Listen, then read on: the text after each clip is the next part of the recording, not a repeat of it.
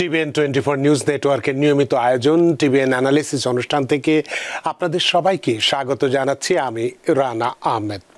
সুপ্রিয় দর্শক, আপনারা এই মুহূর্তে যারা ঘরে টেলিভিশন সেটের সামনে বসে অনুষ্ঠানটি দেখছেন কিংবা আরেকটু পরে টেলিভিশন সেটের সামনে বসে আপনাদের এই প্রিয় অনুষ্ঠানটি উপভোগ করবেন, কিংবা এই মুহূর্তে যারা ফেসবুক লাইভে ঢুকেছেন অথবা আরেকটু পরে ফেসবুক লাইভে ঢুকবেন, কিংবা আরও পরে সময় সুযোগ মতো যারা ইউটিউবে অনুষ্ঠানটি দেখবেন তাদেরকেও আগাম স্বাগত জানিয়ে রাখি।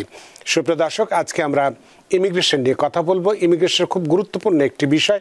ভিসার পিটিশন আমরা করে থাকি এবং কনসুলার প্রসেসিংয়েও থাকে যে বিষয়গুলো, সেগুলো দীর্ঘদিন ধরে অপেক্ষা করতে হয়, দেরি করতে হয়। কেন করতে হয় এবং এর পেছনে যদি আমরা কি করলে এই দেরিটাকে কমিয়ে আনতে পারি, নিজের পক্ষে নিয়ে আসতে পারি, সেই বিষয়গুলো নিয়ে কথা বলবো। অর্থাৎ ভিসা পিটিশন বা কনসুলার প্রসেসিংয়ের দেরি, ম্যান্ডামাস মামলা কি মুক্তির পথ, এই বিষয়টি নিয়ে আমরা কথা বলবো যদি হাতে সময় থাকে। কেন ইউএসসিএস এবং ইমিগ্রেশন কোর্টে অ্যাসাইলাম সংক্রান্ত মামলাগুলো এত বাতিল হচ্ছে, সে বিষয়টি নিয়েও আমরা কথা বলবো। সুপ্রিয় দর্শক, এর বাইরেও আপনাদের তো ইমিগ্রেশন সংক্রান্ত নানান প্রশ্ন থাকাটাই স্বাভাবিক। সেই প্রশ্নগুলো করবার জন্য আমাদের টেলিভিশন স্ক্রিনে যে টেলিফোন নম্বরটি ভেসে উঠেছে, তারপরেও আমি বলে দিচ্ছি 6463079828, এই নম্বরে ফোন করতে পারেন, কিংবা যাদের ফোন করতে একান্তই অসুবিধা হয় তারা আমাদের ফেসবুকেও প্রশ্ন রাখতে পারেন।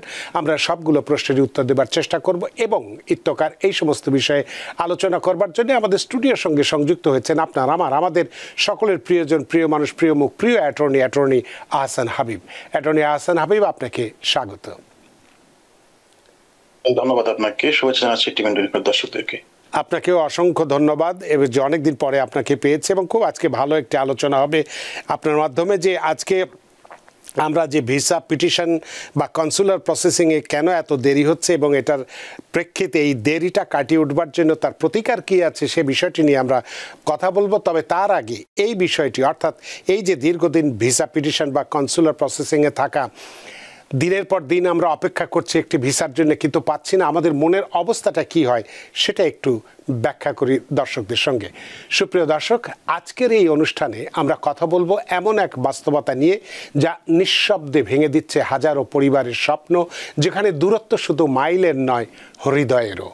প্রতিদিন রাতে হাজারো মানুষ ঘুমোতে যান একটি স্বপ্ন নিয়ে, যে স্বপ্নে তারা দেখেন মা বাবা, স্বামী স্ত্রী সন্তান একসাথে বসে ডিনার টেবিলে হাসছেন, গল্প করছেন, একটা পরিবারের মতো আনন্দ উল্লাসে সবাই বেঁচে আছেন। কিন্তু বাস্তবতা অনেক নির্মম, অনেক নিষ্ঠুর। যে স্বপ্নের কথা বললাম তা বছরের পর বছর কাগজের ফাইলে বন্দি হয়ে আছে। এক একটা ফাইল যেন এক একটা হৃদয়, যা পড়ে আছে ইউএসসিআইএসের অফিসের তাকের উপরে ধুলো ময়লার ভেতরে, এনবিসির সিস্টেমে আটকে থাকা একটি কেস রেডি স্ট্যাটাস, আর এমবাসিতে ইন্টারভিউয়ের দিন তারিখের তো কোনো খোঁজই নেই। শুধু একটা ফাইল যার ভেতরে আছে মা বাবার আশা, সন্তানের কান্না আর স্বামীর প্রতীক্ষা। কেউ হয়তো 4 বছর আগে নিজের স্ত্রী বা স্বামীর জন্যে ভিসা পিটিশন জমা দিয়েছিলেন। সেদিন ভেবেছিলেন আর 6 মাস বা বড়জোর 1 বছর, তারপর আমরা একসাথে থাকব। কিন্তু সেই মানুষটি প্রতিদিন প্রতিটি সকালে মোবাইল খুলে চেক করেন, case is still being processed. এই একটি বাক্যই বছরের পর বছর ধরে তার জীবনের সবগুলো উত্তর আটকে রেখেছে। দেশে থাকা স্ত্রী প্রতিদিন ফোনে বলেন, আর কতদিন, তুমি কি ভুলে গেছো আমাদের? আর এখানে পরদেশে থাকা স্বামী চুপ করে যান, কারণ তিনি জানেন ভুলে যাননি, কিন্তু কিছুই করতে পারছেন না। এই অপেক্ষা, এই অসহায়তা যা বোঝে কেবল সেই মানুষ যে ভালোবেসেও দূরে থাকে। আবার হয়তো কেউ বাবা মায়ের জন্য আবেদন করেছেন, মা অসুস্থ, ছেলের মুখ দেখতে চান, কিন্তু ভিসা হাতে আসে না। প্রতিদিন রাতে ছেলের পাঠানো ছবি দেখে বলেন, আল্লাহ, একবার ওই মুখটা সামনাসামনি দেখতে দাও। এমন কত মা বাবা প্রতিদিন ঘুমোতে যান অজানা অপেক্ষায়। আর এদিকে এই প্রশাসনিক জটিলতার জালে কেউ হাল ছেড়ে দিচ্ছেন, কারো মন ভেঙে যাচ্ছে, কেউ চাকরি হারাচ্ছেন, কেউ সন্তানকে আর চিনতে পারছেন না, কারণ ভিডিও কলে দেখা ছেলের মুখটা এখন বাস্তবে অপরিচিত। এই তো এক মায়ের গল্প। ছেলে আমেরিকায়, মা দেশে একা। ভিসার কাগজ 3 বছর ধরে অ্যাডমিনিস্ট্রেটিভ প্রসেসিংয়ে। সেদিন ফোনে মা বলেছিলেন, বাবা আর আসবি না, তোর অপেক্ষায় আমার জীবনটা যে থেমে গেছে। এরপর কয়েক সপ্তাহ পরেই ছেলেটা খবর পেলেন মা নেই। তবে ভিসা এলো 1 মাস পর। এটা কি কোনো কাগজের বিলম্ব, না এক জীবনের অপূরণীয় ক্ষতি? আজ আমরা এমন হাজারো গল্পের সাক্ষী। এই দেরি শুধু কাগজে নয়, এটি এক একটি মানুষের জীবনে ছুরি চালাচ্ছে নিঃশব্দে। কিন্তু প্রশ্ন হলো, এই অন্ধকারের শেষ কোথায়? কেউ কি আছে যে এই নীরব যন্ত্রণার উত্তর চাইতে পারে? হ্যাঁ, আছে। একটি পথ আছে, যার নাম ম্যান্ডামাস লস্যুট। এটি একটি আইনগত আবেদন যা সরকারের নীরবতার বিরুদ্ধে একটি আওয়াজ তোলে। আমরা অপেক্ষা করতে করতে ক্লান্ত, এখন আমাদের ন্যায় চাই। এই মামলার মাধ্যমে আদালতকে বলা যায়, এই আবেদনটি নিষ্পত্তি করুন, কারণ মানুষের জীবন কোনো পেন্ডিং ফাইল নয়। সুপ্রিয় দর্শক, আজ আমরা কথা বলবো সেই আশার আলো নিয়ে, যেখানে ন্যায় বিচারই হতে পারে এই দীর্ঘ প্রতীক্ষার মুক্তি, যেখানে আদালতের দরজায় কড়া নাড়তে একজন আবেদনকারী বলতে পারেন, এনাফ ইজ এনাফ। আপনারা ইতোমধ্যেই জেনেছেন, আজকের অনুষ্ঠানে আমাদের সাথে আছেন একজন বিশিষ্ট ইমিগ্রেশন অ্যাটর্নি, যিনি প্রতিদিন এই দীর্ঘ অপেক্ষার অন্ধকারে থাকা মানুষদের পাশে দাঁড়ান, আইনের মাধ্যমে খুঁজে দেন একটি আলোর পথ। সুপ্রিয় দর্শক, তো চলুন এবার মূল আলোচনায় ফিরে যাই। ভিসা পিটিশন বা কনসুলার প্রসেসিংয়ে যেহেতু দেরি হচ্ছে, সেহেতু ডিস্ট্রিক্ট কোর্টে ম্যান্ডামাস মামলা করলে কতটা সুবিধা পাওয়া যাবে? অ্যাটর্নি আহসান হাবিব, আজকের বিষয় নিয়ে আমি একটু ভুক্তভোগীদের হৃদয়ের কথা, মনের কথা আমি একটু ব্যাখ্যা করছি, বাস্তবতাটা তুলে ধরার চেষ্টা করেছি। যেটা বলেছি তা হয়তো একটু কল্পনা থাকলেও বাস্তবতাটা কল্পনার থেকেও অনেক বেশি কঠিন, অনেক বেশি কষ্টের। তো আপনার কাছে প্রথমেই জানতে চাইব যে বর্তমানে আমেরিকায় ভিসা পিটিশন ও কনসুলার প্রসেসিংয়ে এত দেরি হচ্ছে কেন? এই দেরির মূল প্রশাসনিক বা প্রক্রিয়াগত কারণগুলো কি? আরেকটি প্রশ্ন থাকবে যে একজন আবেদনকারী যখন বছরের পর বছর অপেক্ষা করছেন ইউএসসিআইএস বা এনভিসি থেকে কোনো আপডেট না পেলে তার আইনি বিকল্প কি হতে পারে, যেটি আমি বলেছিলাম। এবং অনেকেই এখন রিট অফ ম্যান্ডামাস বা ম্যান্ডামাস লস্যুট দায়ের করছেন। একটু সহজ ভাষায় বলবেন এটি আসলে কি এবং এর মূল উদ্দেশ্য কি, অ্যাটর্নি আহসান হাবিব? ধন্যবাদ আপনাকে। আপনি খুব সুন্দরভাবে ব্যাকগ্রাউন্ডটি আসলে ফুটিয়ে তুলেছেন দর্শকদের সামনে। এটা আসলে বাস্তব। ইমিগ্রেশন আসলে মানুষের জীবনকে খুবই নিবিড়ভাবে স্পর্শ করে এবং খুবই জীবন ঘনিষ্ঠ একটা ব্যাপার ইমিগ্রেশন। তো আপনি যেমনটি বলছিলেন যে বছরের পর বছর তো পিটিশনার এবং বেনিফিশিয়ারি ওয়েট করতে থাকে, কখন আমার পিটিশনটি অ্যাপ্রুভ হবে, কখন এনবিসি আমার কেসটা এম্বাসিতে পাঠাবে, কখন এম্বাসি আমার বাবা মাকে বা আমার স্পাউসকে ইন্টারভিউ ডেটটা দিবে। এগুলো কিন্তু আমরা প্রায়ই শুনে থাকি বিকল্পগুলো, অথবা হয়তোবা কারো কারো ইন্টারভিউ হয়েছে কিন্তু তাদের ইন্টারভিউটা এখন বা তাদের ভিসা পিটিশনটি এখন মিনিস্ট্রি প্রসেসিং এ আছে। দেখেন, আপনার যে প্রথম প্রশ্নটা ছিল যে এই ডিলে হওয়ার কারণটা কি, আমরা যদি ব্যাকগ্রাউন্ডটা দেখি যে বিশেষ করে প্রেসিডেন্ট ট্রাম্পের যে প্রজেক্ট 25 অন্যতম একটা উদ্দেশ্য ছিল কিন্তু যে ইমিগ্রেশন বেনিফিট গুলোকে একটু স্লো করে দেওয়া, এবং এটার ফল কিন্তু আমরা অলরেডি দেখা শুরু করেছি যে সামান্য I-130 প্রসেসিং হতেই প্রায় 50 মাস সময় এখন লাগছে, 4 বছরের বেশি সময় লাগছে শুধুমাত্র একটা 130। জেনারেলি একজন ইউএস সিটিজেন বা পার্মানেন্ট রেসিডেন্ট প্যারেন্টস অথবা তার আন্ডার এজ চিলড্রেন অথবা স্পাউসের জন্য করে থাকেন বা ভাই বোনের জন্য করে থাকেন, I-130 পিটিশনটা শুধু অ্যাপ্রুভ হতে এখন প্রায় 50 মান্থসের মতো সময় লাগছে। এটা জাস্ট একটা এক্সাম্পল যে এই প্রত্যেকটা পিটিশন শুধুমাত্র I-130 না, I-45, অনেক সময় N-400 বা অন্যান্য যে ফর্ম গুলো আছে সেগুলো প্রসেসিং এ প্রায় কিরকম সময় লাগছে, এবং এটা অনেক বেশি সময় লেগে যাচ্ছে এটা আগের অ্যাডমিনিস্ট্রেশনের চেয়ে, যেটা আগে ব্যাকলগ ছিল কিন্তু এখানে এটা আরো তীব্র হচ্ছে। দ্বিতীয়ত হচ্ছে, আপনারা জানেন যে প্রেসিডেন্ট ট্রাম্প আসার পরেই ন্যাশনাল ভিসা সেন্টার বা ডিপার্টমেন্ট অফ স্টেটে এবং বিভিন্ন এম্বাসি গুলোতে কিন্তু অনেক কর্মী ছাঁটাই হয়েছে, বিশেষ করে কনসুলার সেকশনে অনেক কর্মী ছাঁটাই হয়েছে।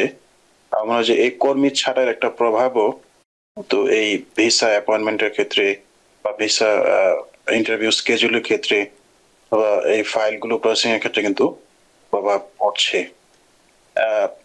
মানে এই যে পিটিশন গুলো যে অ্যাডজুডিকেশনের ডিলে এবং ভিসা প্রসেসিং বা কনসুলার প্রসেসিং এর যে ডিলে, এটাকে অ্যাড্রেস করার জন্য একটা সর্বশেষ অস্ত্র ব্যবহার করা হয়, যেটাকে বলা হয় ম্যান্ডামাস, যেটা ফেডারেল ডিস্ট্রিক্ট কোর্টে ফাইল করতে হয়। সেক্ষেত্রে অনেক ক্ষেত্রে এবং ম্যান্ডামাস যদি সাকসেসফুল হয় তাহলে সেক্ষেত্রে 90 দিনের মধ্যে যে পেন্ডিং ডিসিশনটি আছে, পেন্ডিং পিটিশন বা ভিসা আবেদনের ফলাফল কিন্তু পাওয়া যায়। সেটা পক্ষে যেতে পারে, বিপক্ষে যেতে পারে।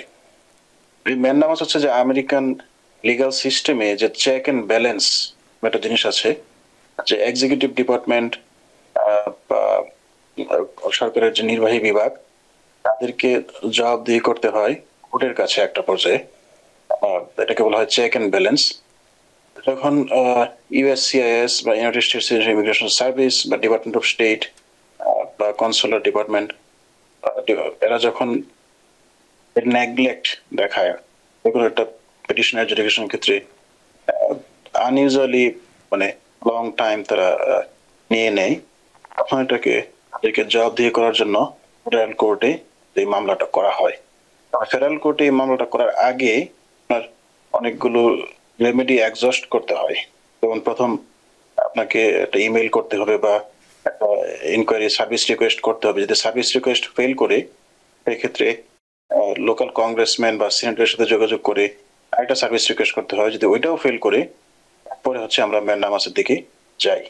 মানে ম্যান্ডামাস করার আগে কিন্তু আপনার অন্যান্য যে রেমেডি গুলো আছে যেগুলো অ্যাভেলেবল, এই রেমেডি গুলো আগে অ্যাডজাস্ট করতে হবে। অ্যাডজাস্ট করে ম্যান্ডামাস যেন যেতে হবে। ম্যান্ডামাসে ফেডারেল কোর্টের শুধু এখতিয়ার আছে এই জিনিসটার ব্যাপারে ডিসিশন দেওয়ার।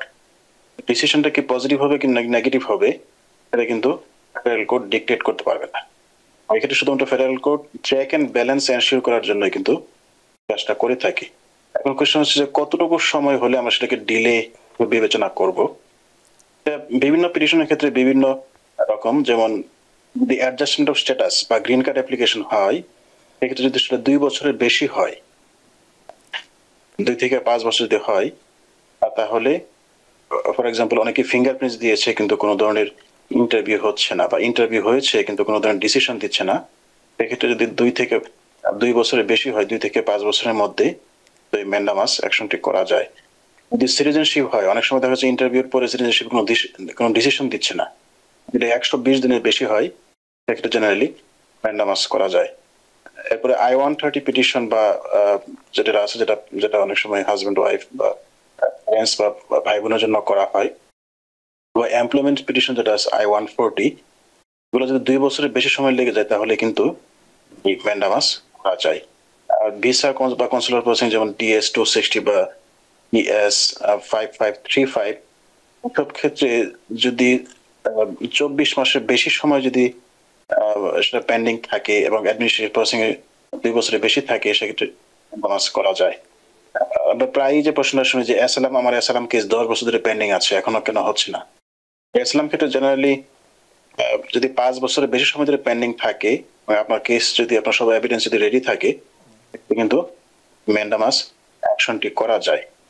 ম্যান্ডামাস করার আগে কিছু আপনার দায়িত্ব শেষ করতে হবে। আমি যেটা বললাম, যেমন আপনার ফিঙ্গারপ্রিন্টস দেওয়ার কথা থাকে, আপনার ফিঙ্গারপ্রিন্টস অবশ্যই জয়েন করতে হবে। যদি আপনার কোনো অন্যান্য যেমন বিভিন্ন ফি আছে বা আপনার এভিডেন্স কোনো আউটস্ট্যান্ডিং কোনো কিছু ডিউ যদি না থাকে, সেক্ষেত্রে কিন্তু আপনি ম্যান্ডামাসে যেতে পারবেন। এবং প্রথম ধাপটা হচ্ছে একটা সার্ভিস রিকোয়েস্ট করা, ইউএসএস কে কল দেওয়া অথবা সংশ্লিষ্ট সার্ভিস সেন্টারে একটা রিকোয়েস্ট করা যে আমার নিচে কি, যদি এটা কোনো রেমেডি না পান, তখন লোকাল কংগ্রেসম্যান অথবা সিনেটরের সাথে কথা বলে তাদের সাথে লবি কোনো কাজ না হয়, তো আলটিমেটলি আমরা ফেডারেল কোর্টে ম্যান্ডামাসটা ফাইল করি। এটা জেনারেলি ইউজ করা হয়, খুবই এক্সট্রিম ক্ষেত্রে এটা ইউজ করা হয়। এই হচ্ছে মোটামুটি ম্যান্ডামাসের সামারি। আমাদের যে প্র্যাকটিক্যাল যে ক্যাটাগরিগুলো আছে, সেগুলো আমি কাজ করলাম। যে এই ধরনের মামলা দায়েরের পর সাধারণত কত সময়ের মধ্যে মানে প্রতিক্রিয়াটা বা অগ্রগতিটা দেখা যায়? ধরেন আমি ম্যান্ডামাস করলাম, মামলা দায়েরের জেনারেলি 90 দিনের মধ্যেই যে আন্ডারলাইং যে ব্যাপারটা আছে সেটার ইন্টারভিউ হয়। ফর এক্সাম্পল, আমার অ্যাসালাম ইন্টারভিউ হচ্ছে না, যদি ম্যান্ডামাস করা হয়, যদি ম্যান্ডামাস কোর্ট যদি রায় আমার পক্ষে আসে, তাহলে 90 দিনের মধ্যে তার ইন্টারভিউ স্কেজুল হবে। তো ইন্টারভিউ স্কেজুল হওয়ার পরে ডিসিশন পক্ষেও যেতে পারে, কিন্তু বিপক্ষেও যেতে পারে। যেমন এখানে ফেডারেল কোর্টের এখতিয়ার আছে শুধুমাত্র ইন্টারভিউ স্কেডিউল করার, কিন্তু অফিসারকে বা কোনো এজেন্সিকে ডিকটেট করার অথরিটি কিন্তু কোর্টের নাই, কারণ এখানে চেক এন্ড ব্যালেন্স বা সেপারেশন অফ পাওয়ার্স আছে। তো এই ক্ষেত্রে আপনার কাছে জি মোটামুটি 90 দিনের মধ্যে এটা ফলাফল পাওয়া যায়, মানে 3 মাসের মধ্যেই মোটামুটি ম্যান্ডামাস করলে একটা ফলাফল যেটাই আসুক সেটা আসবে। তো এই ধরনের মামলা করতে হলে মানে কোন পর্যায়ের দেরি বা অবহেলাকে যথেষ্ট যুক্তিসঙ্গত ধরা হয়? উদাহরণ হিসেবে যদি বলি 6 মাস, 1 বছর, না আরো বেশি? আমি কিছু এক্সাম্পল দিলাম, যেমন যদি ফর এক্সাম্পল যদি 1 বছরের কম হয় সেটা জেনারেলি নর্মাল ধরা হয়। যদি 1 বছরের কম কোনো পিটিশন বা কোনো যেমন I-130 বা I-45, I-140 বা অ্যাসাইলাম কেস এগুলো বা N-400 এগুলো যদি 1 বছরের কম সময় পেন্ডিং থাকে এটাকে রেগুলার প্রসেসিং ধরা হয়। এটা যদি 2 বছরের বেশি হয়ে যায় কোনো কোনো ক্ষেত্রে, যেমন I-130 বা I-45, N-400 বা ভিসা কনসালটেশন যদি 2 বছরের বেশি হয়ে যায় তাহলে সেটাকে নিউজুয়ালি লং টাইম ধরা হয়। ডিপেন্ড করে বিভিন্ন সার্কিট কোর্টের রায়ের উপর। যুক্তরাষ্ট্রে প্রায় 11টি সার্কিট কোর্ট আছে, তো প্রত্যেকটা সার্কিট কোর্টের ডিলেটাকে তারা বিভিন্নভাবে ইন্টারপ্রিট করে। যেমন নিউ ইয়র্কে যদি একটা ডিলে যেরকম হয়তো আটলান্টার সাথে সেরকম নাও হতে পারে, ডিপেন্ড করে কোন সার্কিট কোর্টে সেটা আছে। সার্কিট কোর্টের যে সর্বশেষ রায়, এই রায়ের উপর অনেক সময় এটা ডিপেন্ড করে। তো এই ক্ষেত্রে যে ম্যান্ডামাস মামলার ঝুঁকি বা সীমাবদ্ধতা আছে কি না, বা এতে আবেদনকারী কখনো কি ক্ষতিগ্রস্ত হতে পারে ভবিষ্যতে? যে একটা মামলা করলো তার উপরে কি কি পরবর্তীতে বিচারকের কাছে যে তার কোনো ক্ষতি হওয়ার সম্ভাবনা কি থাকে, বা এই ধরনের কোনো আশঙ্কা? জি, আপনি ঠিকই বলেছেন যে ম্যান্ডামাস গুলো অনেক সময় অফিসারকে মূলত একটা অ্যাকাউন্টেবিলিটি বা দায়বদ্ধতার মধ্যে নিয়ে আসা হয়। তো সেটা অনেক সময় যিনি ম্যান্ডামাস করেন তার ক্রেডিবিলিটি বা তার বিশ্বাসযোগ্যতা সেটা কিন্তু অনেক সময় অ্যাটাক করতে পারে। এর একটা ঝুঁকি থেকে যায়। এই জন্য ম্যান্ডামাস জেনারেলি মানে এই টোলটা ইউজ করা হয় না আনলেস ডিলেটা হচ্ছে খুবই এক্সট্রাঅর্ডিনারি বা অনেক অনেক বেশি দেরি হয়ে যাচ্ছে বা খুবই আনরিজনেবল একটা রিজন। যেমন অনেকে হয়তো ভিসা ইন্টারভিউ হয়ে গেছে, তার ভিসা অ্যাপ্রুভ হয়ে গেছে, এরপরে কিন্তু তাকে পাসপোর্ট দেওয়া হচ্ছে না, বলা হচ্ছে অ্যাডমিনিস্ট্রেটিভ প্রসেসিং বা একটা কিছু। এইসব ক্ষেত্রে কোনোটা অজানা কারণে কিন্তু ওই জিনিসটাকে ডিলে করছে, সেক্ষেত্রে আমরা এটা রিজনেবল মনে করি। আর যে ক্ষেত্রে দেখা যাচ্ছে না সবারই দেরি হচ্ছে, সেক্ষেত্রে ওনাকে হয়তো ওয়েট করা উচিত। এটা কেস টু কেস আসলে ডিপেন্ড করে। জেনারেলি এটা অ্যাডভার্সলি এফেক্ট করে না, তবে যদি নির্দিষ্ট সময়সীমার ভিতরেই করা হয় তাহলে অনেক সময় এজেন্সি সেটাকে নেগেটিভ হিসেবে নিতে পারে। তার মানে এটাও চিন্তা করে বুঝে শুনে মামলার অবস্থা বুঝে সময় ক্ষণ ইত্যাদি বিবেচনায় এনে ম্যান্ডামাসটা করা উচিত। তো এক্ষেত্রে আপনার কাছে আমি একটি, কারণ আপনি তো এই ইমিগ্রেশন লয়ার হিসেবে বহুদিন কাজ করছেন, বহু মামলা এবং এই ধরনের ম্যান্ডামাস করছেন, তো আপনার অভিজ্ঞতার বলে একটু কথা জানতে চাই যে এই ধরনের মামলায় যে সাধারণত যখন করা হয় এই রায়গুলো কি আবেদনকারীর পক্ষেই যায় নাকি সরকারকেই সময় দেওয়া হয়? মানে এই আপনার অভিজ্ঞতা থেকে কি বলে? বেশিরভাগ ক্ষেত্রে আসলে আবেদনকারীর পক্ষেই যায়। আচ্ছা, বেশিরভাগ ক্ষেত্রে আমি বলবো যে প্রায় 90% ক্ষেত্রেই কিন্তু আবেদনকারীর পক্ষেই যায়, কারণ গভর্নমেন্টের কিন্তু আসলে ওই যে রেড টেপ বা ব্যুরোক্রেটিক যে আমরা জটিলতা যেটা বলি এটা কিন্তু অলওয়েজ গভর্নমেন্টটা করে থাকে, এটা কিন্তু অস্বীকার করা যাবে না। যেমন অনেকেরই দেখা যাচ্ছে যে ইন্টারভিউ হয়ে গিয়েছে আর ভিসা ইন্টারভিউ সে অ্যাপ্রুভ হয়েছে কিন্তু পাসপোর্টটা হল করে রেখেছে, বলে যে ব্যাকগ্রাউন্ড চেক। এটা অদৃশ্য কারণ, এটা মানে কোনো কারণও তারা কিন্তু বলে না, কারণ একজন ভিসা অফিসার ডিসক্রিপশন আছে যে ভিসা অ্যাপ্রুভ করে ওটা হোল্ড করে রাখার বা ভিসাটা ইন্টারভিউ নিয়েও সেটা কোনো ডিসিশন না জানানোর। এইসব ক্ষেত্রে বিশেষ করে মুসলিম মেজরিটি কান্ট্রিগুলোতে তারা ভিসা প্রসেসিং অনেক দেরি করে, অনেক সময় তারা অনেক ফ্যাক্টর আছে, ন্যাশনাল সিকিউরিটি বা অনেক অনেক অস্পষ্ট বা অনেক ভেগ কারণ তারা দেখায়। বেশিরভাগ ক্ষেত্রে যখন ম্যান্ডামাস করা হয় এটা পিটিশনের পক্ষে আসে। তার মানে এটা একটা ভালো দিক, মানে যে যে উপায়টা আছে, বিকল্প যে পথটা আছে, এই ধরনের যদি আমরা দেখি যে প্রসেসিংয়ে দেরি হচ্ছে বা আবেদন করার পরে বহুদিন অপেক্ষা করতে হচ্ছে, সেক্ষেত্রে ম্যান্ডামাসটা অনেক অনেক নয়, একেবারে অধিকাংশ ক্ষেত্রেই সুবিধা বয়ে আনে। তাহলে এক্ষেত্রে এই এতক্ষণের আলোচনার প্রেক্ষিতে আপনার কাছে শেষ প্রশ্নটা এই বিষয়ের উপর করতে চাই যে এখন যারা ভিসা বা গ্রিন কার্ড প্রসেসিংয়ের দীর্ঘ দেরির মুখে আছে তাদের জন্য বাস্তবসম্মত পদক্ষেপটা কি হতে পারে, আপনার কি পরামর্শ হতে পারে? যে আমার মনে হয় যে ট্রাম্প অ্যাডমিনিস্ট্রেশনের সময় ম্যান্ডামাসটা খুবই একটা ইউজফুল একটা টুল হবে। তারা কিন্তু আপনার নর্মাল প্রসেসিং এর কারণ অনেক সময় অনেক ফেডারেল এমপ্লয়ীদেরকে ফায়ার করা হচ্ছে, তাদের জনবল অনেক কম আছে, বিভিন্ন কারণে গভর্নমেন্ট শাটডাউন, এসব বিভিন্ন কারণে কিন্তু তারা ডিলে করবে। যেটা ট্রাম্প ওয়ান যেটা বা ট্রাম্পের প্রথম অ্যাডমিনিস্ট্রেশন, সেখানে আমরা দেখেছি যে প্রথম তারা অনেক দেরি করেছে। সাধারণ যে পিটিশন গুলো ছিল যেগুলো অন্যান্য অ্যাডমিনিস্ট্রেশনের সময় অনেক দ্রুত হতো, কিন্তু ট্রাম্পের প্রথম অ্যাডমিনিস্ট্রেশনে বা এখনো কিন্তু এগুলো দেরি হচ্ছে। সুতরাং এই ম্যান্ডামাসটা অনেক বেশি ইউজ করতে হবে এক্ষেত্রে। কারণ জেনারেলি প্রথম হচ্ছে আপনার আপনি ইউএসসিএস বা যে এজেন্সি আছে সেই এজেন্সিকে আপনি এটা রিকোয়েস্ট করবেন, এটাকে বলা হয় যে সার্ভিস রিকোয়েস্ট। সার্ভিস রিকোয়েস্টে যদি ডিসিশন না আসে বা যদি কোনো স্পেসিফিক কোনো অ্যান্সার না দেয়, সেক্ষেত্রে আমরা জেনারেলি লোকাল যে ল মেকার আছে, ফেডারেল ল মেকার, কংগ্রেসম্যান অথবা সিনেটর, তাদের অফিসের মাধ্যমে লবি করে অনেক সময় ইউএসসিএস কে বা অন্যান্য এজেন্সিকে রিকোয়েস্ট করা হয় ডিসিশন দেওয়ার। তবু যদি কাজ না হয়, সর্বশেষ আমরা ম্যান্ডামাসটি করে থাকি। তার মানে এটা হচ্ছে একদম লাস্ট স্টেপ। অন্যান্য যদি কাজ না করে তখনই আমরা জেনারেলি ম্যান্ডামাসটা ইউজ করা হয়। মানে সাধারণভাবে যে নির্ধারিত যে একটি আবেদন যেটি করা হয় বা পিটিশন করা হয় বা কনসুলার প্রসেসিংয়ে যেটা থাকে, নির্ধারিত যে সময়টা থাকে, জেনারেলি যে সময়টা থাকে, সেটা পেরিয়ে যাবার পরে যদি না হয় তাহলে সেক্ষেত্রে ম্যান্ডামাসটা উত্তম একটি পন্থা। এটি আজকের আলোচনার মধ্যে দিয়ে বেরিয়ে আসলো। অ্যাটর্নি আহসান হাবিব, খুব গুরুত্বপূর্ণ একটি বিষয় বিস্তারিতভাবে আপনি আলোচনা করেছেন।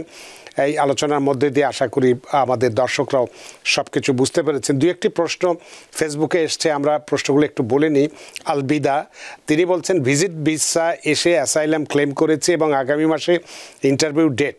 এই মুহূর্তে এলিয়েন নাম্বার পেয়েছি, আমি সব জায়গায় চলাফেরা করতে পারবো। বিভিন্ন জায়গায় আইসরা অভিযান চালাচ্ছে, তাতে কি আমরা বৈধভাবে চলাফেরা করতে পারবো? ইউএসসিআইএস থেকে কোনো কারণে কি ডিপোর্ট করার সম্ভাবনা এই মুহূর্তে রয়েছে? এই জিজ্ঞাসাটাই তার। অ্যাটর্নি আহসান হাবিব। ধন্যবাদ আপনার প্রশ্নের জন্য। প্রথমত যারা বৈধভাবে এখানে এসেছে, যেমন ভিজিট ভিসা বা স্টুডেন্ট ভিসা বা অন্যান্য যে কোনো লফুল এন্ট্রি, তাদেরকে জেনারেলি কিন্তু আইস ডিটেইন করছে না। যদি তাদের স্ট্যাটাস থাকে অথবা তারা যদি স্ট্যাটাস থাকা অবস্থায় অন্য কোনো স্ট্যাটাসে ট্রান্সফার করে, যেমন উনি ভিজিট ভিসা থেকে অ্যাসাইলাম করেছেন এবং ওনার অলরেডি উনি ইএন নাম্বার আছে বা উনি একটা রিসিট নাম্বার ওনার আছে, তো ওনার ক্ষেত্রে কোনো অসুবিধা হওয়ার কথা না। জেনারেলি আইস যাদেরকে ডিটেইন করছে তাদের বেশিরভাগই কিন্তু আনলফুল এন্ট্রি, যারা বিশেষ করে গত 2 বছরে যারা আনলফুলি সাউদার্ন বর্ডার বা কানাডা বর্ডার দিয়ে এসেছেন, তাদেরকে কিন্তু বেশি ডিটেইন করা হচ্ছে। এটাকে বলা হচ্ছে এক্সপিডিটেড রিমুভাল। এই এক্সপিডিটেড রিমুভালের আন্ডারে গত 2 বছর ধরে, এবারে 2 বছরের কম সময় ধরে যারা এখানে এসেছেন এবং যারা বিভিন্ন স্ট্যাটাসে আছেন, তারা কিন্তু আইস কিন্তু তাদেরকে এই এনফোর্সমেন্টের আওতায় আনছে বা তাদেরকে বেশি সহজে তাদেরকে অ্যারেস্ট করছে। আমরা খুবই মানে খুব কম দেখেছি যারা লিগালি এখানে এসেছে এবং যাদের অ্যাসাইলাম বা অন্য কোনো স্পেন্ডিং আছে, তাদের কিন্তু কোনো অসুবিধা হচ্ছে না। যেমন আমাদের অনেক ক্লায়েন্টের যারা ভিজিট ভিসায় এসেছেন, তাদের অ্যাসাইলাম ইন্টারভিউ হচ্ছে, তাদের কিন্তু কোনো ডিটেইন করার কোনো এক্সাম্পল কিন্তু আমরা নজির এখনো পর্যন্ত আমরা দেখিনি। তাদেরকে অ্যাসাইলামটা গ্রান্ট না করলেও তাদেরকে হয়তো বা কোর্টে রেফার করে দিচ্ছে। যদি অ্যাসাইলাম ডিনাই হয়, তাদেরকে একটা কোর্টে একটা সুযোগ দিচ্ছে, কিন্তু তাদেরকে ডিটেইন করছে না। সুতরাং আমার মনে হয় ওনাদের কোনো অসুবিধা হওয়ার কথা নয়। তবে অবশ্যই আপনাদেরকে অ্যাসাইলাম ইন্টারভিউ অ্যাটেন্ড করতে হবে। কোনো ফিঙ্গারপ্রিন্টস ডেট থাকলে সেখানে কিন্তু অ্যাটেন্ড করতে হবে। ধন্যবাদ।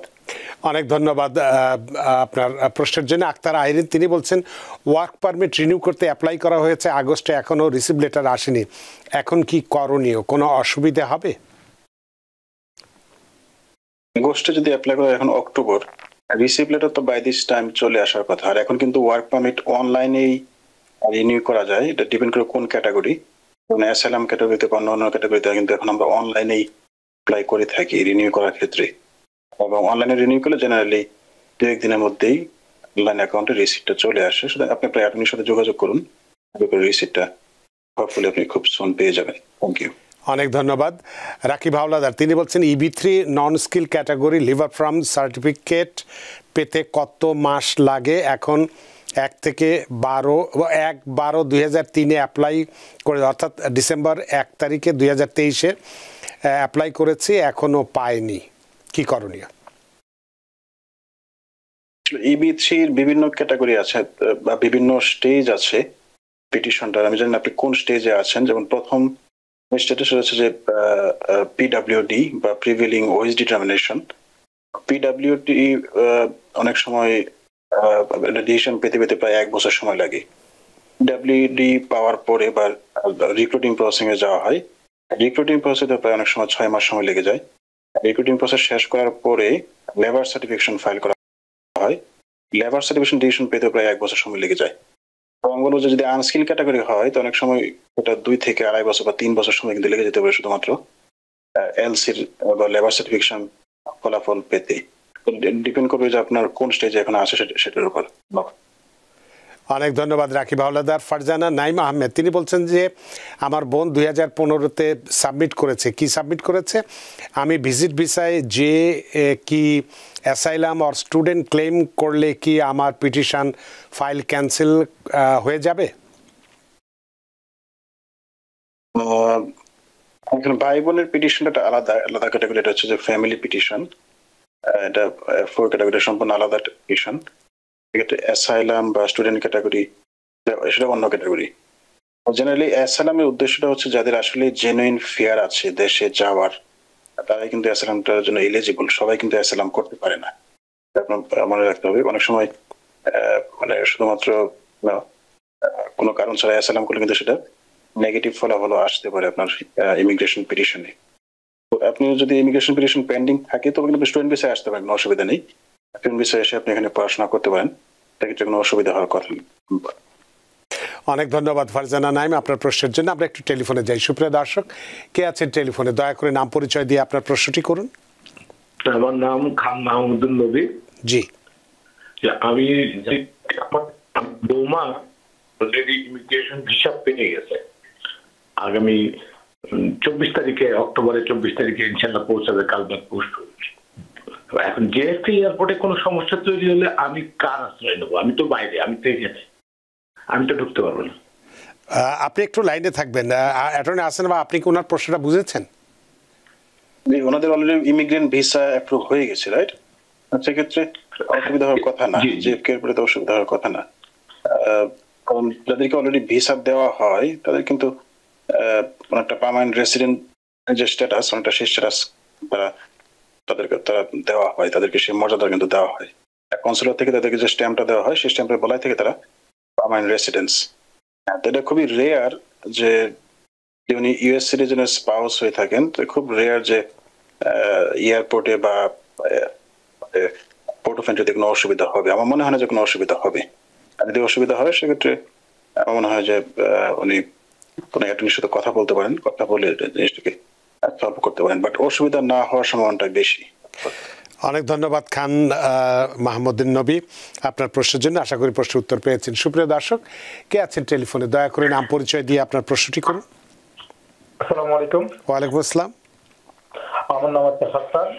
জি, আমি স্যারের কাছে একটা প্রশ্ন ছিল। আমি C1D ভিসাতে আমেরিকাতে আসছি।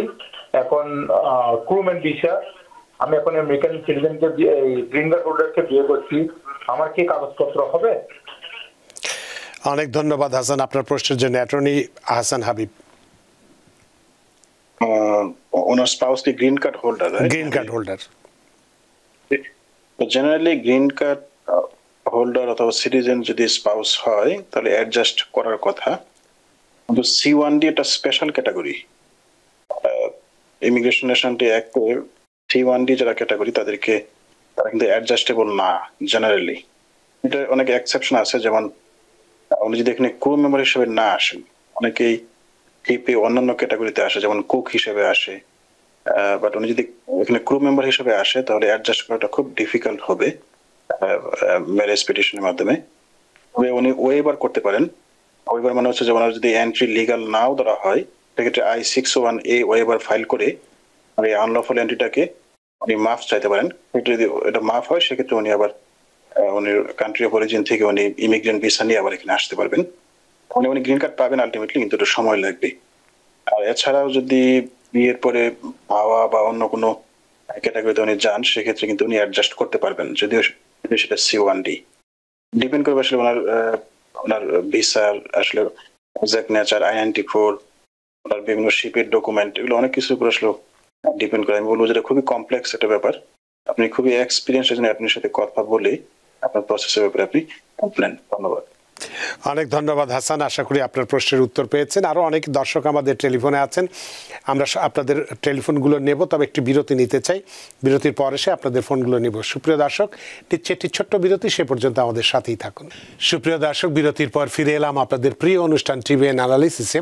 আজকের অতিথি অ্যাটর্নি আহসান হাবিব এবং আপনাদের সাথে রয়েছে আমি রানা আহমেদ।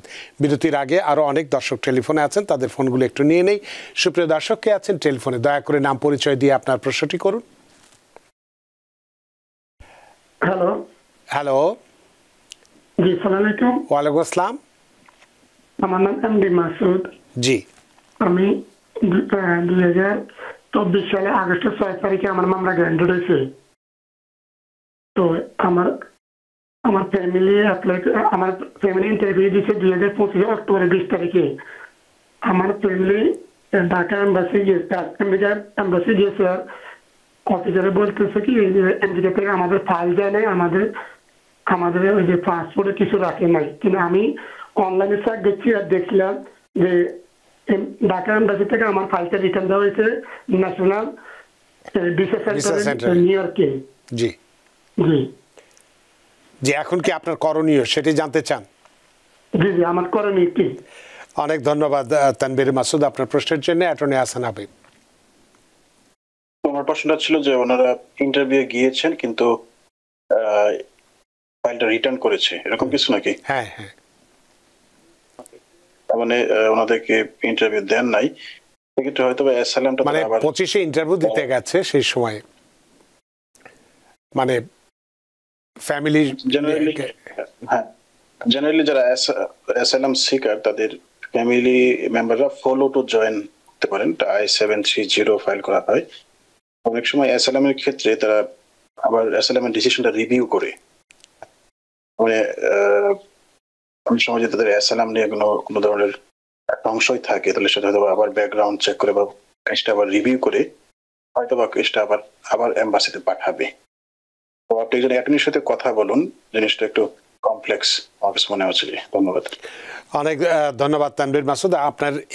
আপনার যিনি অ্যাটর্নি আছেন তার সঙ্গে কথা বলুন, কথা বললে হয়তো আপনার বিষয়টা আপনি খুব ভালোভাবে বুঝতে পারবেন। আশফাক মাহমুদ তিনি একটি প্রশ্ন করেছেন, আমার খালা F4 ভিসা অ্যাপ্লাই করে আমার মার জন্যে, তখন আমার বয়স 14 ছিল, এখন আমার বয়স 30, আমার বয়স অলরেডি ওভার হয়ে যাচ্ছে, আমি কি ওয়ার্ক পারমিট ভিসা নিয়ে আমার খালার কাছে যেতে পারবো এবং পার্মানেন্টভাবে থাকতে পারবো?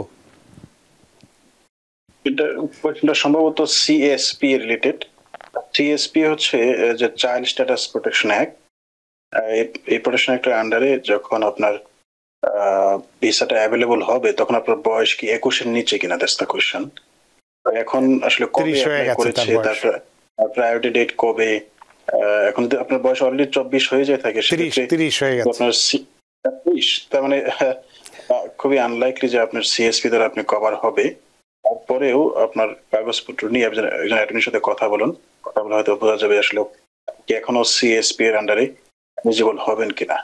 ওয়ার্ক পারমিট ভিসা আসলে কি আমি ক্লিয়ার না, এটাই এটা আসলে একটু অস্পষ্ট মনে হচ্ছে। ধন্যবাদ। আশফাক মাহমুদ, আসলে আপনার প্রশ্নটি অস্পষ্ট, সুতরাং এভাবে উত্তর দেওয়া সম্ভব নয়। সুমন হোসেন, আপনার প্রশ্নটি অস্পষ্ট, কি কারণে আপনারা দুইজনের কত ডলার দিতে হবে, কোন কেসের ভিত্তিতে, এগুলো বিস্তারিত না রেখে তো আপনার প্রশ্নের জবাব দেওয়া সম্ভব নয়।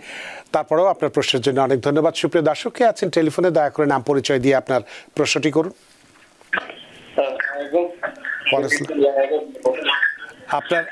আপনার কথা আমরা শুনতে পাচ্ছি না, আপনার ফোনটি কানের কাছে নিন এবং স্পিকারে যদি আপনি দিয়ে রাখেন, স্পিকারটি বন্ধ করুন। আসসালামু আলাইকুম, আমি রিপন জামাইকা থেকে বলছি।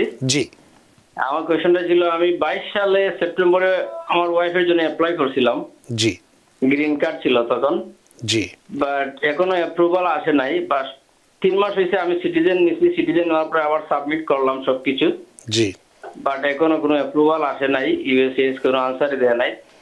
3 বছর 1 মাস হয়ে গেল। এখন আপনার করণীয় কি, তাই তো? জি, করণীয় কি? জি, এটাই। অনেক ধন্যবাদ রিপন আপনার প্রশ্নের জন্য। অ্যাটর্নি আহসান হাবিব। আমার প্রশ্ন আসলে আজকে আমাদের যে আলোচনা বিষয়বস্তুর সাথে একই জিনিস। প্রাসঙ্গিক। হ্যাঁ, যে আমি প্রথমটা যখন বলছিলাম যে I-130 এখন নর্মাল প্রসেসিং টাইম হচ্ছে 50 মান্থস, মানে 4 বছর 50 মাস আগে বেশি। যদি অ্যাপ্লাই করা হয় তাহলে তাদের এখন ডিসিশন দিচ্ছে। আর যেহেতু ওনার রিসেন্টলি ক্যাটাগরি চেঞ্জ হয়েছে, এটা হয়তো আরো বেশি সময় লাগতে পারে। সেক্ষেত্রে আপনার এখন করণীয় হবে ইউএসসিএস এ কল দেওয়া, কল দিয়ে এটা সার্ভিস রিকোয়েস্ট করা। সার্ভিস রিকোয়েস্ট করা মানে হচ্ছে যে আমি 11 তারিখে এটা ফাইল করেছি, এটা আমার মনে হচ্ছে নর্মাল প্রসেসিং টাইমের বাইরে, এটার কোনো অ্যাডজুডিকেশনটা কবে হতে পারে। জেনারেলি উইদিন 60 ডেজ তারা একটা আপডেট দেয়, এটা এই তারিখের মধ্যে হতে পারে আমার, বা এই এভিডেন্সটা লাগবে, একটা কিছু আপডেট তারা দেয় 60 ডেজ। 60 ডেজে আপনি কোনো কিছু না পান, সেক্ষেত্রে আপনার লোকাল কংগ্রেসম্যানের অফিসে আপনি যোগাযোগ করেন। প্রত্যেক কংগ্রেসম্যানের অফিসে একটা ইমিগ্রেশন ব্যুরো থাকে, যারা ইউএসসিআইএস সহ বিভিন্ন এজেন্সির সাথে যোগাযোগ করে এই কনস্টিটিউয়েন্টদের পক্ষে। অনেক সময় কংগ্রেসম্যানের অফিসের সাথে লবি করলে অনেক কেসে ফলাফল পাওয়া যায়। উপরে যদি কাজ না হয় তাহলে আমরা যেমন বলছিলাম যে আপনি ইউএসসিএস এর বিরুদ্ধে একটা মামলা করতে পারেন, যেটা বলা হয় ম্যান্ডামাস। এটার জন্য কিন্তু আপনি অ্যাটর্নির সাথে কথা বলে আপনি ব্যবস্থা নিতে পারেন। তবে এখন প্রসেসিং টাইম খুবই লং, 50 মাস সময় লাগছে শুধুমাত্র I-130 অ্যাডজুডিকেশনের জন্য। ধন্যবাদ। অনেক ধন্যবাদ রিপন, আশা করি আপনার প্রশ্নের উত্তর পেয়েছেন। সুপ্রিয় দর্শক, কে আছেন টেলিফোনে, দয়া করে নাম পরিচয় দিয়ে আপনার প্রশ্নটি করুন। আসসালামু আলাইকুম, আমার নাম হচ্ছে নাইম আহমেদ, আমি ব্রঙ্কস থেকে বলতেছি। জি, আমি হচ্ছে অ্যাটর্নি আহসান হাবিব সাহেবের ক্লায়েন্ট। তো ওনার কাছে আমার প্রশ্ন হচ্ছে, যেমন 2023 সালে আমার এই যে ফ্যামিলি কোর্টে এটা অ্যাপ্রুভ হয়েছে I-360, তো আমি I-485 এটা কবে অ্যাপ্লাই করতে পারবো? অনেক ধন্যবাদ নাইম আহমেদ আপনার প্রশ্নের জন্য। অ্যাটর্নি আহসান হাবিব। ধন্যবাদ। আসলে সোশ্যাল মিডিয়াতে ডিসক্লোজ না করাটাই ভালো, তবু আমি বলি হচ্ছে যে আন্ডার রিস্ক যে ক্যাটাগরিটা বা SIGS ক্যাটাগরি, এটার ভিসা বুলেটিনে এই মুহূর্তে তার প্রায়োরিটি ডেট কারেন্ট নাই। মিনস এই মুহূর্তে এই ক্যাটাগরির জন্য ভিসা অ্যাভেলেবল নাই। এই ক্যাটাগরিতে জেনারেলি 10,000 করে গ্রিন কার্ড দেওয়া হয় প্রত্যেক বছর। এত বেশি গ্রিন কার্ড ইস্যু হয়েছে যে এই মুহূর্তে অ্যাভেলেবল না। 2021 সালে যারা ফাইল করেছিল তাদের বা যাদের অ্যাপ্রুভ হয়েছে 2021 সালে, তারা এখন গ্রিন কার্ডের জন্য আবেদন করছেন। আপনি আমাদের সাথে যোগাযোগ রাখেন, আপনার নিশ্চয় ডেফার্ড অ্যাকশন আছে এবং আপনি ওয়ার্ক পারমিট পাচ্ছেন, রিনিউ করে, এবং আমাদের সাথে যোগাযোগ রাখেন। যখন ভিসা ক্যাটাগরিটা কারেন্ট হবে কিন্তু আপনি গ্রিন কার্ডের জন্য আবেদন করতে পারবেন। ভিসা ক্যাটাগরিটা রিসেন্টলি কিন্তু মুভ করতেছে, সুতরাং আমাদের সাথে যোগাযোগ রাখেন, আর যখন এটা কারেন্ট হবে তখন আপনি অ্যাপ্লাই করতে পারবেন। ধন্যবাদ। অনেক ধন্যবাদ নাইম আহমেদ। যেহেতু অ্যাটর্নি আহসান হাবিবি আপনি তাঁরই ক্লায়েন্ট, সুতরাং আপনি তার সঙ্গে যোগাযোগ রাখলে বিষয়টি আপনার কাছে সহজ হয়ে যাবে। আমাদের হাতে সময় নিয়ে একটি ছোট্ট প্রশ্নের উত্তর দিয়ে অনুষ্ঠান শেষ করব। ইমরান হোসেন, আমি 2 বছর হলো আমেরিকা এসেছি, B1 B2 ভিসাতে আমি অ্যাসাইলাম করেছি। এখন আমি যদি ওমরা করতে চাই তাহলে কি ট্রাভেল পাস পাবো? অ্যাসাইলাম পেন্ডিং থাকা অবস্থায় আইডিয়ালি ট্রাভেল ডকুমেন্ট পাওয়া যায়, কিন্তু এখন যে পলিটিক্যাল ক্লাইমেট বা ইমিগ্রেশনের এনফোর্সমেন্টের যে অবস্থা, এখন আপনি ট্রাভেল ডকুমেন্ট নিয়ে বাইরে গেলে রিটার্ন করার সময় কিন্তু গ্যারান্টি নেই যে আপনাকে আবার অ্যাডমিট করবে। সুতরাং এটা ওয়াইজ হবে যে এই মুহূর্তে বিশেষ করে ট্রাম্প অ্যাডমিনিস্ট্রেশনের সময় আপনি ট্রাভেল না করাটাই আমার মনে হয় বেস্ট হবে। ধন্যবাদ। অনেক ধন্যবাদ ইমরান হোসেন, আশা করি আপনার প্রশ্নের উত্তর পেয়েছেন। এই মুহূর্তে আপনার জন্য একটু বিষয়টা ঝুঁকির আছে, সুতরাং যতটা যদি না পারেন একান্তই কথা এখানে থাকাটাই ভালো হবে। আপনার প্রশ্নের জন্য অনেক ধন্যবাদ। অ্যাটর্নি আহসান হাবিব, আমাদের হাতে সময় নেই, সময়ের দড়িতে বাধা, সময় সীমানা টপকানো কঠিন, তাই অনুষ্ঠানও শেষ করতে হচ্ছে। আপনি অনেক ব্যস্ত মানুষ, সব রকম ব্যস্ততা উপেক্ষা করে আমাদের সাথে সংযুক্ত হয়েছেন এবং আজকে খুব গুরুত্বপূর্ণ একটি বিষয়, যেটা আমরা বলেছি যে আমাদের হৃদয় ভাঙা কষ্ট, সেই কষ্টগুলো কিভাবে দূর করতে পারি ভিসা পিটিশন বা কনসুলার প্রসেসিংয়ে এই দেরি হওয়ার কারণে, সেখানে একটি চমৎকার একটি দিক নির্দেশনা আপনি দিয়েছেন যে ম্যান্ডামাস মামলা কি, মুক্তির পথ এটা কিনা, এই বিষয়টি বিস্তারিত আলোচনা করেছেন। প্রচুর দর্শকের উত্তর দিয়েছে, প্রশ্নের উত্তর দিয়েছেন। সত্যি আমরা ঋদ্ধ, আমরা প্রাণিত।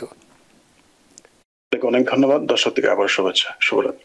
আপনাকেও অসংখ্য ধন্যবাদ। সুপ্রিয় দর্শক, আজকে যে অনুষ্ঠানটি আমরা আলোচনাটি করলাম ভিসা পিটিশন বা কনসুলার প্রসেসিংয়ে দেরি হলে সেই দেরিকে উপেক্ষা করে আমরা কিভাবে আমাদের নিজের হিস্সাটুকু বুঝে নিতে পারবো, সেটার ক্ষেত্রে ম্যান্ডামাস মামলা একটা মুক্তির পথ হতে পারে, সেই বিষয়টি আমরা বিস্তারিতভাবে আলোচনা করেছি। আশা করি আজকের আলোচনা আপনাদেরকে যথেষ্ট ঋদ্ধ করেছে। সুপ্রিয় দর্শক, যে যেখানেই থাকুন, ভালো থাকুন, সুস্থ থাকুন, নিরাপদে থাকুন। থাকুন TVN 24 নিউজ নেটওয়ার্কের সাথেই। শুভরাত্রি। TVN 24 টেলিভিশন দেখতে আজই কল করুন 7187776556। লগ ইন করুন www.totalcablebd.com। নিউ ইয়র্ক থেকে সম্প্রচারিত TVN 24 টেলিভিশন বিশ্বজুড়ে বাঙালির কণ্ঠস্বর।